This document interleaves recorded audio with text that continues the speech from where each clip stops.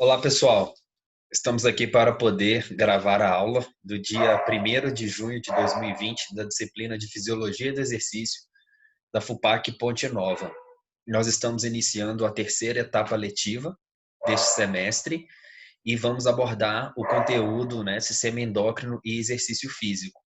Hoje é uma aula introdutória sobre o sistema endócrino, como que acontece essa sinalização celular através da forma endócrina. A gente vai ver outros tipos de sinalizações celulares que acontecem no organismo, dentro da fisiologia, da bioquímica, como que as células se comunicam, como que a produção, das células.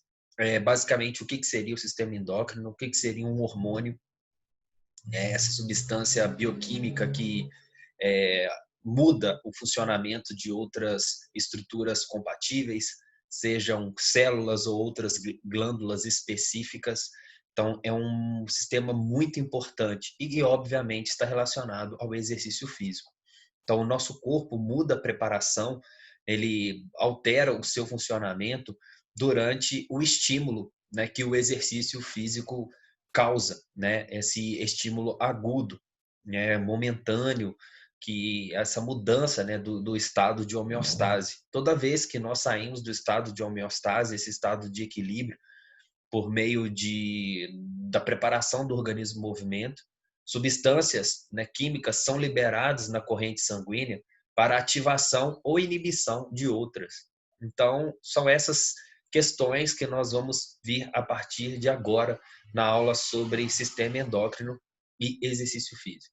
O que é importante falar, nesse início, pegando, a continuidade da última matéria que nós vimos sobre o sistema nervoso e o controle do movimento, a gente só gostaria aqui de estar relembrando que o sistema nervoso e o sistema endócrino são os dois sistemas responsáveis pelo controle interno das funções do organismo. E isso também, obviamente, vai acontecer durante o exercício. Então, a gente vê lá toda a divisão estrutural que o sistema nervoso tem: sistema nervoso central, encéfalo e medula, sistema nervoso periférico, os gânglios e os nervos, a divisão funcional que tem lá o sistema simpático, o que ativa, o sistema parasimpático, o que inibe, o controle autônomo. E como que esse controle autônomo acontece? Esse controle autônomo ele acontece muitas vezes em virtude da liberação de hormônios das células. Então, quem é que libera os hormônios? Quem libera os hormônios são as glândulas. E que tipos de glândulas são essas? São as glândulas endócrinas, porque também existe um outro tipo de glândula, as glândulas exócrinas. Então, as glândulas endócrinas são aquelas que liberam os hormônios, substâncias bioquímicas na corrente sanguínea, que vai mudar o funcionamento de outra parte específica. E quem são as glândulas exócrinas? As exócrinas são aquelas que liberam substância, seja na corrente sanguínea ou fora da corrente sanguínea, que vai causar o catabolismo de outras substâncias, como, por exemplo, a liberação do suco gástrico no estômago. O pâncreas, por exemplo, ele tem uma atividade exócrina, que é a liberação do suco pancreático, que vai ajudar no metabolismo dos lipídios. Enfim, então a gente percebe essa diferença. Então a gente vai hoje introduzir essas questões relacionadas ao funcionamento do sistema endócrino, tá? E aí, qualquer dúvida, a gente trabalha na aula, na live do dia 1º, a partir das 19h20, 19h15, ou então vocês podem deixar a mensagem lá no canal do YouTube também, quem não for da disciplina, para a gente poder estar discutindo, me coloco à disposição para poder ajudar vocês. Então, como que vai funcionar a dinâmica dessa disciplina? Vai funcionar semelhante ao que foi passado no sistema nervoso. Eu vou dividir as aulas em partes. Então, um vídeo é uma parte, a live vai ser outra parte. Então, assim, é importante que vocês, obviamente, quem puder, que assistam a live também, porque é uma forma também da gente poder tirar as dúvidas ao vivo, né? Mas quem não puder, a live também vai ser gravada e o vídeo vai ser disponibilizado. E para não ficar repetido, né? A gente vai também tirar as dúvidas, né, no momento da live, mas só para deixar vocês, então, cientes que a aula da live é diferente desse material de aula, porque também senão a gente não dá tempo. A gente tem aí aproximadamente 22 dias, 21 dias para terminar o conteúdo.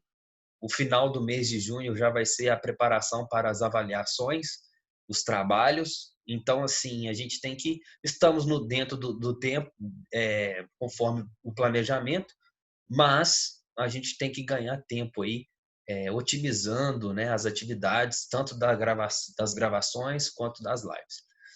Então, vamos lá. A gente começa falando da sinalização celular. Como que é a comunicação entre as células? A gente sabe que a célula é a unidade funcional do organismo e que existem milhares e milhares de células no nosso corpo humano. E que as células elas comunicam entre si e também com o meio extracelular. E como que é essa comunicação? É através da sinalização celular, esse sistema de comunicação, né, que vai coordenar as atividades celulares. Então, assim, as células ela tem essas capacidades, né, de alterações em seu ambiente interno, onde estão as organelas, né, cada qual com a sua função específica. O núcleo, que é o órgão central, né, da célula, onde está ali o material genético e toda a coordenação das produções ali bioquímicas, né, substâncias genéticas, vamos dizer assim. Então, essa comunicação ela é essencial para a manutenção do equilíbrio da célula, né, a sua homeostasia. Então, assim, não é de surpreender, porque que tem uma variedade de mecanismos de sinalização celular. O que quer dizer? As células, elas se comunicam de formas diferentes. Então, essa aula é sobre o sistema endócrino. Então, o que eu penso aqui? O sistema endócrino, a palavra endócrina, vamos dizer assim, é uma forma específica que uma célula se comunica com a outra. Através de quem? Através de substâncias bioquímicas denominadas hormônios, tá? Então, como que é essa comunicação? Só para a gente adiantar, é a sinalização. Então, assim, conjuntos de células específicas, né, que são as glândulas endócrinas, vai produzir um hormônio. Esse hormônio vai para a corrente sanguínea e da corrente sanguínea esse hormônio vai agir diretamente num órgão, num sistema específico ou em outra célula específica. É como se ele tivesse uma codificação, aquela relação aqui de chave e fechadura, assim como acontece com as enzimas. Então, as enzimas também têm lá o seu direcionamento específico, só que é diferente, né? Aqui, os hormônios vão mudar o funcionamento daquela estrutura. As enzimas, elas vão acelerar o processo de catabolismo. Então, vamos lá. Então, assim, quais são os tipos de sinalização? A gente tem a sinalização intrácrina, sinalização justácrina, sinalização autócrina, sinalização parácrina e sinalização endócrina, que foi o que a gente acabou de ver. É importante decorar? Decorar, eu não digo que precisa, mas é necessário entender como que é essa sinalização. Até porque, na própria explicação que a gente vai acompanhar aqui, eu já coloquei dando exemplos, né, com as ações do músculo, com as ações que estão relacionadas com o exercício físico. Então, assim, eu não posso dizer, né, que as células elas se comunicam entre si apenas pelo sistema endócrino. Não, é uma das 5 formas que a gente vai verificar aqui agora. Então, assim, eu acho que para facilitar, né, a compreensão desses diferentes tipos de sinalização celular, é importante a gente entender a palavra, porque ela já vai ajudar a gente a pensar como que vai ser esta comunicação específica. Por exemplo, intrácrina. Então, é como se fosse uma sinalização dentro da célula, vamos dizer assim. Então, o que acontece? O mensageiro bioquímico, o que seria esse mensageiro bioquímico? Fica meio assim, às vezes até uma forma metafórica, né? Não, mas não.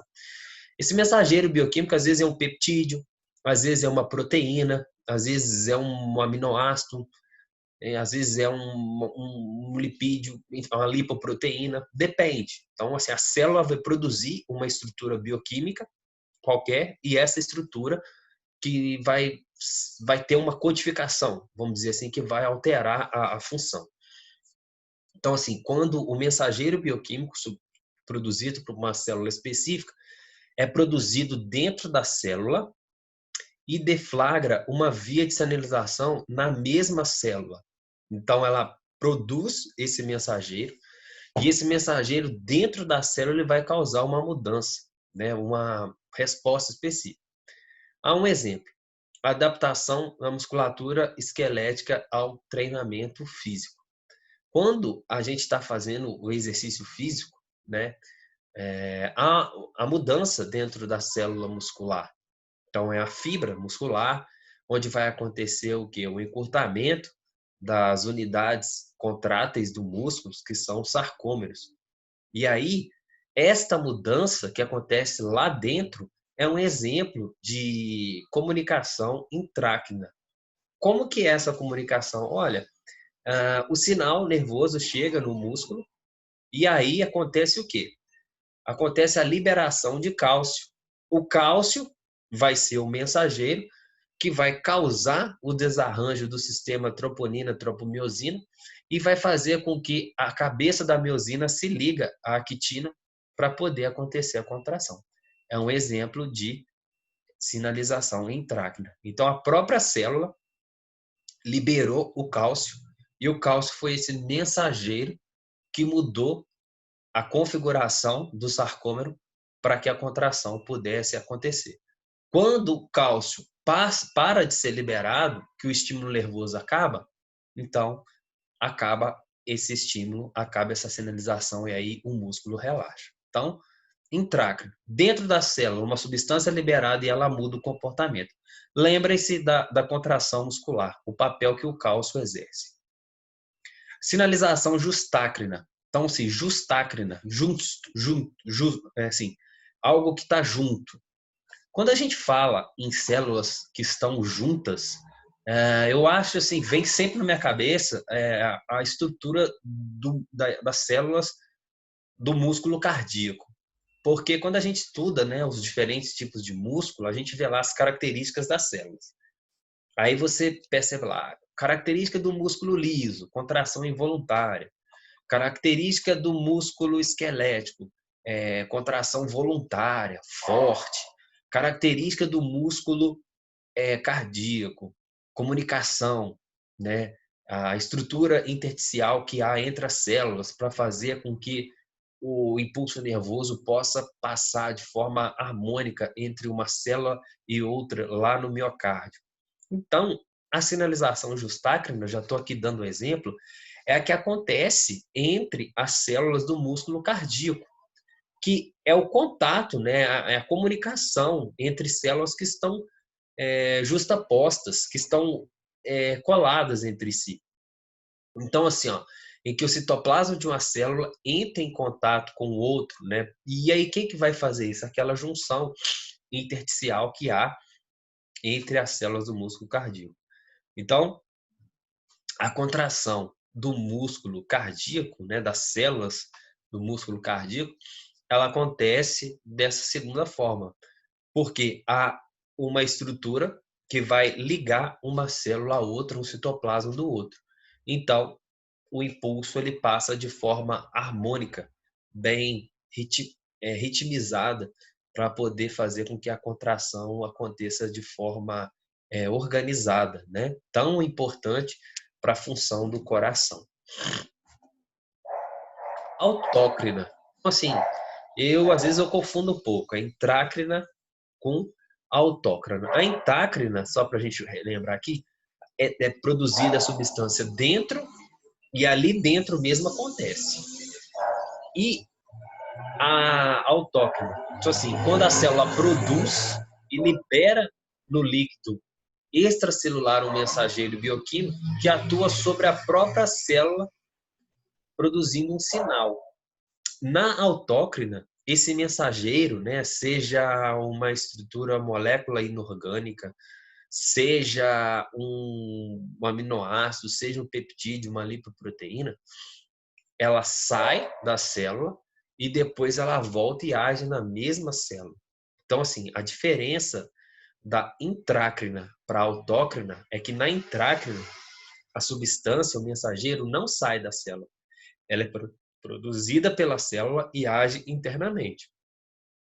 Na autócrina, esse mensageiro, ele é liberado, ele sai da célula e aí ele volta a agir na própria célula, tá? Então, assim, um exemplo. Durante o treino de resistência, né, a sinalização autrócrina, junto à célula muscular, atua no nível nuclear, fazendo o DNA produzir mais proteínas contráteis. Então, o que vai acontecer? Quando a gente faz exercício aqui de resistência, exercício de força, acontece microlesões, né, rompimentos de fibras. Então, as fibras, né, os filamentos que se rompem são exemplos de proteínas. Então, esses aminoácidos que ficam soltos fora da célula, eles acabam sendo mensageiros para o núcleo da célula acabar estimulando maior produção de síntese proteica para poder repor as fibras que foram rompidas durante o exercício de força. Então, esse é um exemplo de autócrina. Então, você faz o exercício, ao rompimento de fibras, essas fibras são os filamentos, né, grossos de miosina, filamentos finos de actina, e aí esses filamentos ficam soltos, né, no citoplasma, eles saem da célula, e aí esses dão um estímulo para o núcleo da célula produzir novos filamentos, novas proteínas para romper. Então, são esse tipo. Então, assim, acontece um mecanismo na célula, esse é liberado para o exterior, e aí, depois de ser liberado, ele estimula as células a produzirem novamente uma substância. Nesse caso aqui, vai ser produzir mais elementos contráteis para poder repor aqueles que foram rompidos, e aí ele aumenta a quantidade de sarcômero dentro da célula, ele aumenta o volume celular, acontecendo o quê? A hipertrofia muscular. Então, assim, importante esse exemplo. E a sinalização parácrina. Então, algo paralelo, que a gente pode pensar nisso. Então, assim, ó, algumas células produzem sinais que atuam localmente nas células adjacentes, sinais parácrinos, para promover uma resposta coordenada. Então, aqui os sinais vão ser liberados, né, em umas células adjacentes. Qual que é a diferença da parácrina para a justácrina? A justácrina, é preciso haver uma estrutura que conecta o citoplasma de duas células adjacentes, como aquele disco intersticial que há nas células do músculo cardíaco. Na parácrina, não. Essa sinalização, né, com as células adjacentes é feita de outra forma, né? Então, assim, uma célula vai produzir uma substância e essa substância vai agir em outras células, né, adjacentes. Então, assim, a sinalização sináptica é um tipo de sinalização parácrina que ocorre no sistema nervoso. Vamos só relembrar aqui como que acontece a sinapse nervosa. Então, assim, a sinapse nervosa acontece através do impulso nervoso. Então, assim, o impulso nervoso ele começa a partir de um estímulo, né? E esse estímulo ele vai mudando a configuração eletrônica do músculo, né? Esse estímulo vai tirando o potencial de repouso da membrana. Então, lembrado, o interior é negativo e o exterior positivo. Então, quando há um estímulo que ele atinge o potencial, o interior vai recebendo maior quantidade de íons sódio, ele vai entrando por causa da abertura dos canais de sódio, ao fechamento, né, das bombas de sódio e potássio, que mantém né, essa polarização que mantém o potencial de repouso, ou seja, que mantém o interior negativo e o exterior positivo, mas quando chega um estímulo, as bombas de sódio e potássio elas param, as bombas de sódio se abrem e aí vai entrando de modo rápido quantidade de sódio, fazendo que aconteça o potencial de ação, fazendo com que o interior fique positivo e o exterior negativo. E isso vai acontecendo ao longo de toda a fibra nervosa, ao longo de todo o axônio, até chegar onde? No terminal axônio, onde estão quem? As vesículas sinápticas, com o que? Lá dentro estão os neurotransmissores, né? Existem neurotransmissores inibitórios e neurotransmissores excitatórios, como, por exemplo, a acetilcolina. Pois bem, assim que o impulso nervoso chega na vesícula, a vesícula se rompe, há a liberação do neurotransmissor, como, por exemplo, a acetilcolina, e aí essa acetilcolina ela vai ser propagada para o próximo neurônio, para a próxima célula.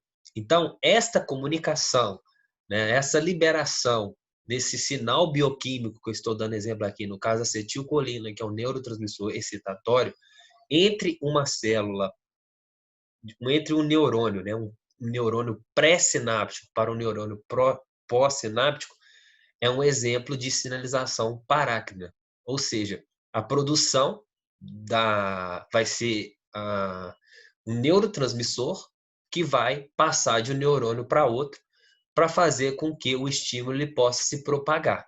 Aí o que vai acontecer? Esse neurotransmissor vai entrar no novo neurônio e aí ele vai gerar o estímulo para que esse neurônio possa propagar esse impulso nervoso. Então, é um exemplo de comunicação parácrina à sinapse nervosa. Outro exemplo, né, é a ação do suco pancreático na digestão dos alimentos, né? O suco pancreático, ele é produzido pelo pâncreas. O pâncreas é uma glândula mista, porque ele produz tantas substâncias endócrinas, que são os hormônios. A gente vai falar muito do pâncreas, né? Principalmente por causa da produção do glucagon e da insulina. Mas ele produz o suco pancreático. E aí o suco pancreático, ele é um composto também bioquímico que vai fazer com que os alimentos sejam digeridos no trato gastrointestinal, lá no intestino delgado, tá? Então é mais um exemplo aí de sinalização parácrina. Enfim, a gente observa aí a sinalização endócrina, que é a fórmula de sinalização dos hormônios. Aqui a gente já define os hormônios, né? A gente já falou. Então, os hormônios são substâncias bioquímicas.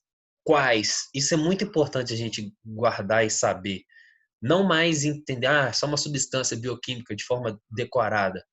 Então, são peptídeos. O que são peptídeos mesmo?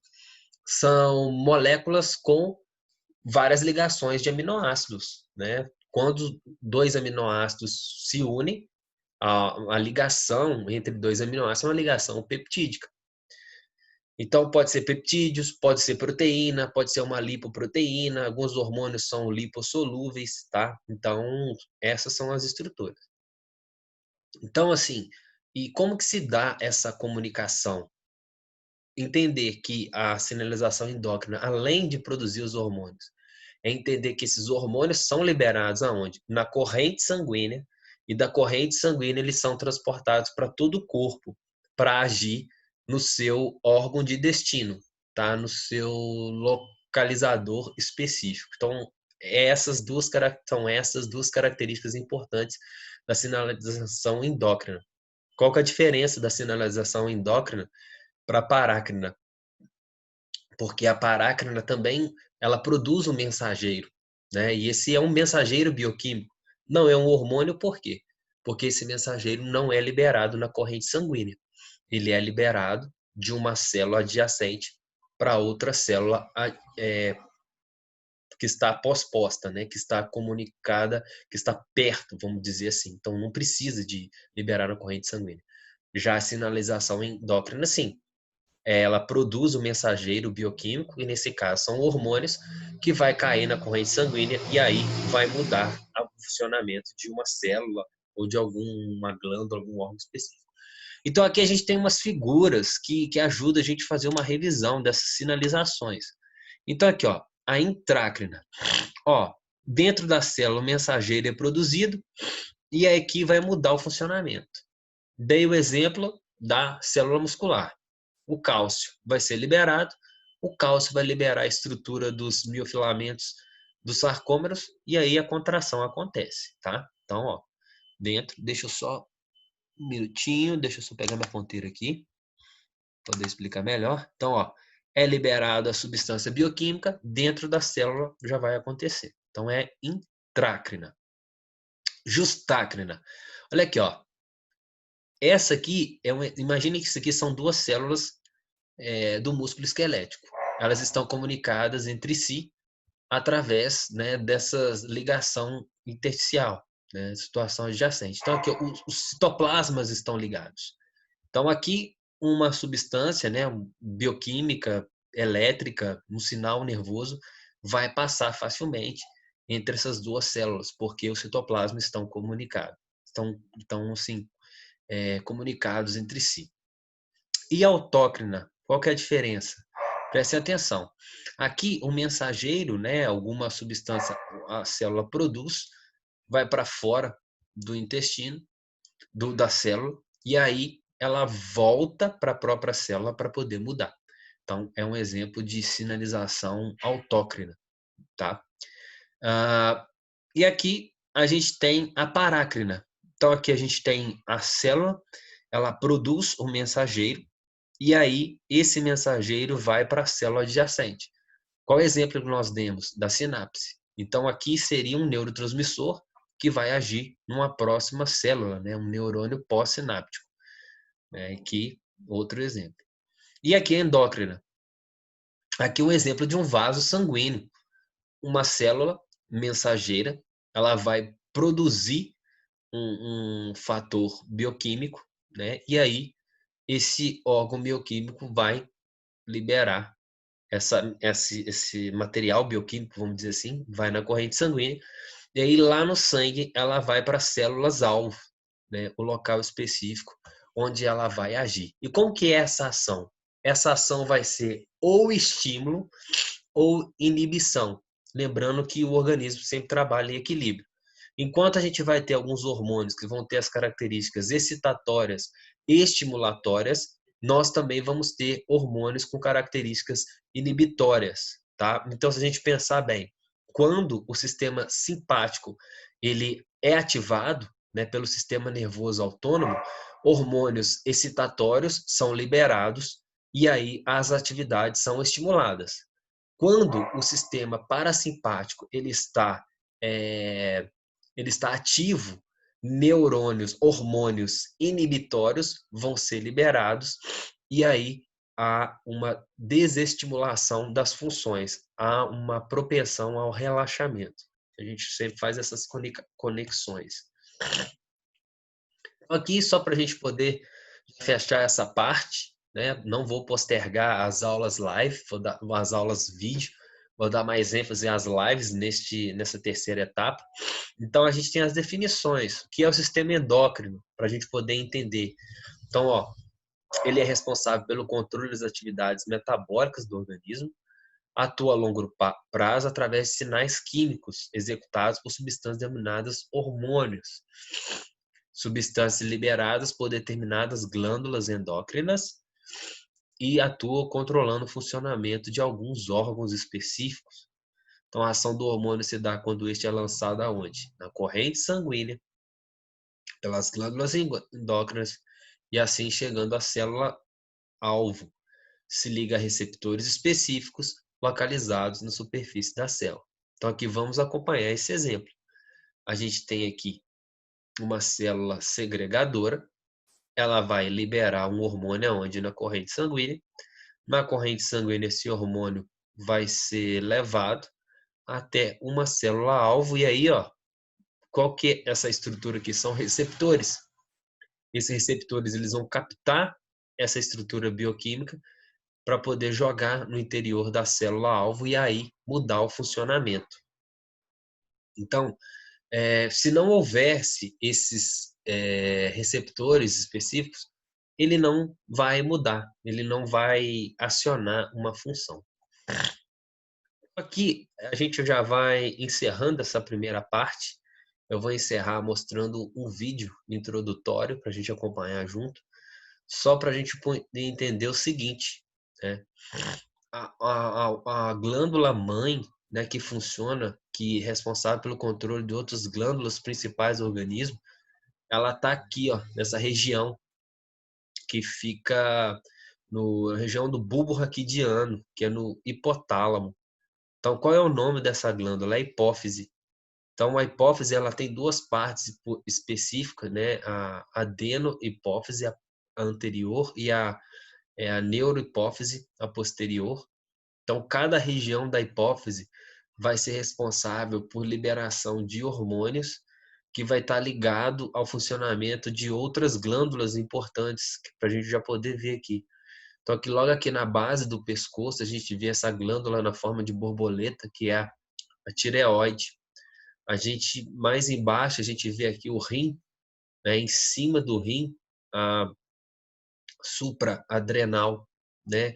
E aqui tem dois locais específicos, o córtex e a medula, no interior dessa suprarrenal. A gente vê aqui o pâncreas, um órgão, uma glândula muito importante, e a gente vê aqui, exemplo, outras glândulas, né, que são os ovários, que são as glândulas do sexo feminino, e os testículos, que são as glândulas do sexo masculino. Vamos acompanhar um vídeo, né, que vai falar uma parte introdutória do sistema hormonal. Esse vídeo também já está disponível para a gente poder acompanhar. E aí eu introduzo a parte falando da hipófise, né, que é a principal glândula que controla as demais na live. Então vamos acompanhar.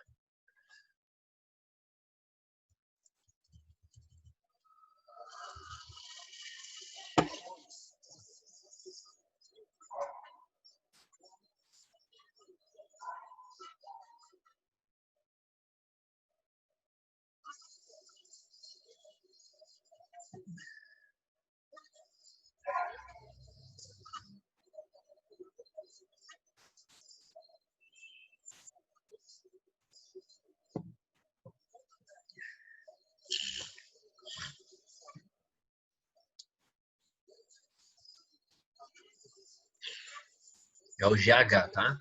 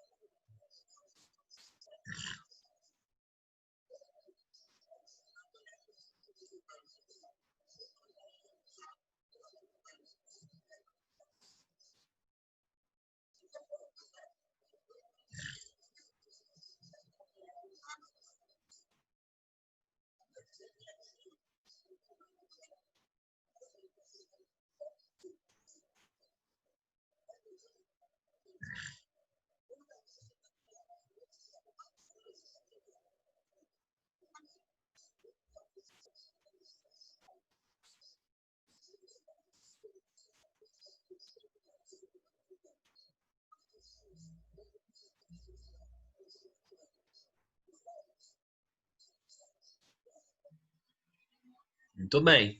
Então, foi só a introdução das principais glândulas que são controladas pela hipófise, né? É a parte central. Então, pessoal, essa parte da aula a gente termina aqui e aí na live a gente dá continuidade. Um abraço.